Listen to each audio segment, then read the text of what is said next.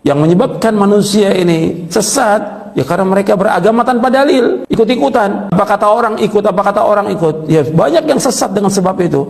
Karena nggak punya pegangan, nggak punya hujjah. Harus tanya dalilnya. Dalilnya pertama Quran, dan harus mengikuti penafsiran, penjelasan para mufassirin, ahli tafsir yang jelas. Dari perkataan Al-Quran ditafsirkan dengan Quran, Al-Quran ditafsirkan dengan penjelasan para sahabat radhiyallahu anhum, Al-Quran ditafsirkan dengan penjelasan para tabi'in, kemudian dijelaskan dengan penjelasan para tabi'ut tabi'in, baru kemudian dengan bahasa Arab. Ini penjelasan para ulama dalam kita menafsirkan Al-Quran. Kemudian Al-Quran ditafsirkan dengan sunnah Nabi. Jadi Al-Quran yang pertama ditafsirkan Quran, yang kedua Quran ditafsirkan dengan sunnah Nabi SAW. Karena Nabi yang menjelaskan Al-Quran. Kemudian setelah itu Al-Quran ditafsirkan dengan penjelasan para sahabat. Jadi yang pertama Al-Quran ditafsirkan Quran, yang kedua Al-Quran ditafsirkan dengan sunnah, yang ketiga Al-Quran ditafsirkan dengan penjelasan para sahabat radhiyallahu anhum, yang keempat Al-Quran ditafsirkan dengan penjelasan para tabi'in. Kemudian baru setelah itu penjelasan bahasa Arab, dan baru penjelasan juga para amatul mujtahidin. Jadi ini harus kita pahami tentang cara kita berdalil. Banyak yang salah dan keliru, yang kemudian sesat karena mereka tidak tahu dalil dan tidak tahu mengambil dalil.